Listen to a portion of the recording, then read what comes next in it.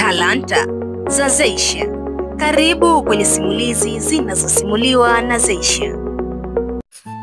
Kila hadithi ya mafanikio huanzia na ndoto ndogo, lakini zile ndoto huweza kuwaka kama moto mkubwa wa mabadiliko.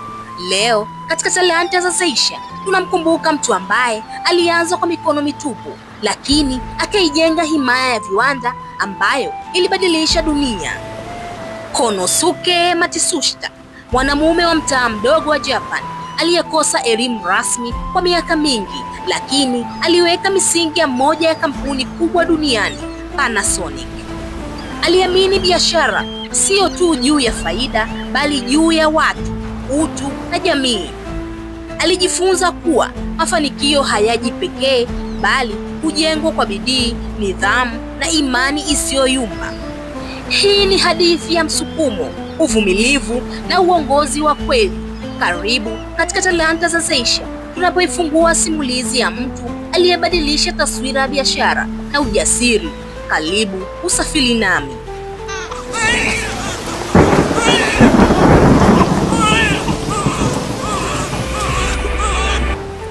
Jina lake kamili ni Konosuke Matsushita. Alizaliwa Novemba 7, 1894 katika kijiji kidogo cha Wakayama, Japan. Alitokea kwenye familia ya kimaskini sana. Baba yake alipoteza mali zao zote kwenye biashara ya mpunga. Alilazimika kuacha shule akiwa na umri wa miaka 9 tu ili kufanya kazi na kusaidia familia yake. Alianza kazi kama fundi msaidizi wa baiskeli, kisha aliajiriwa na kampuni ya Osaka Electronic Light Company. Hakuweza kusoma wala kuandika vizuri, lakini daima alijua kuwa alizaliwa ili kuunda vitu vinavyoboresha maisha ya watu. Maisha yalimkabili kwa nguvu akiwa bado mtoto. Alipoteza baba yake akiwa na umri wa miaka 9 tu, na alilazimika kuanza kufanya kazi ili kusaidia familia yake. Kufikia umri wa miaka 15, alikuwa mwanafunzi wa kazi katika kampuni ya umeme, akiwa na uweredi mdogo sana wa kusoma na kuandika, lakini akiwa na msukumo mkubwa moyoni. Kila waya aliyounganisha, kila taa aliyoboresha, vilimpa imani kuwa anaweza kubadilisha dunia kwa mikono yake. Alifukuzwa kazi zaidi ya mara moja, na sababu zilikuwa nyepesi sana, mdogo sana, lakini hakuwahi kuacha. Hakuwa akitafuta umaarufu, bali fursa ya kujenga kitu chenye maana. Mwaka 1918, akiwa na umri wa miaka 23, alianzisha kampuni yake ndogo ya kutengeneza vifaa vya umeme iliyojulikana kama Matsushita Electronic Houseware Manufacturing Work.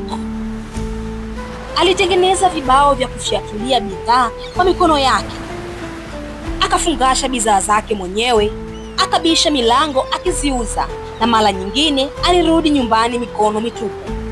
Hata hivyo hakuacha. Aliishi kwa kula wali mweupe na maji, huku akilala sakafuni, yote kwa ajili ya kuunda soketi ya kwanza ya umeme ya aina 2 nchini Japan. Kitu rahisi muhimu. Biashara ilipoanza kukua vizuri, vita vikaja, mabomu yakaharibu viwanda vyake, akapoteza wafanyakazi, marafiki, kila kitu kikaonekana kupotea. Lakini alikataa kabisa kukata tamaa. Alijenga upya, si majengo tu, bali ndoto pia.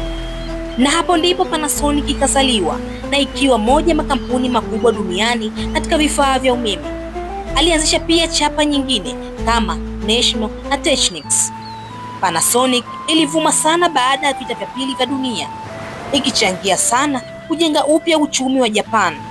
Na leo Panasonic ipo katika zaidi ya nchi 160, lakini kile kinachojivunia ni zaidi si ukubwa wake, ni kujua kuwa ilijengwa kutokana na maumivu na kujazwa na kazi ngumu, kusudi na upendo wa dhati wa kuhudumia wengine. Wakati mwingine wale waliona kidogo zaidi ndio watakaotoa zaidi. Konosuke alikuwa na imani kubwa katika maadili ya biashara na uongozi wenye utu. Aliamini kampuni inapaswa kuwepo si kwa ajili ya faida, bali kwa ajili ya kustawisha jamii.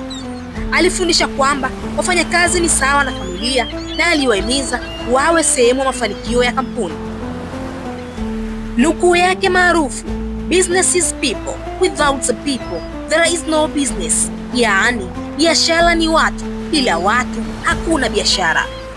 Konosuke alistaafu rasmi mwaka 1973, lakini aliendelea kuwa mshauri wa kampuni.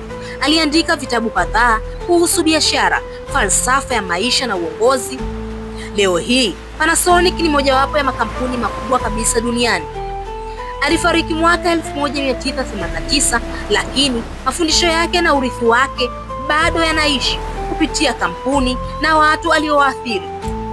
Na hapo tunapofungua sura ya hadithi na msukumo wa uvumilivu, tunamkumbuka Konosuke, mtu ambaye alionyesha kuwa changamoto za maisha hazipaswi kuwa mwisho, bali ni mwanzo wa safari ya mafanikio.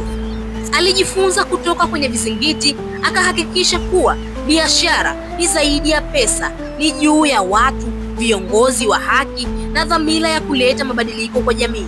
Leo jina la Panasonic ni kumbukumbu ya maono na bidii isiyoyumba. Hadithi yake inatufundisha kuwa kila mtu ana uwezo wa kuunda dunia bora kwa uvumilivu, nidhamu na imani.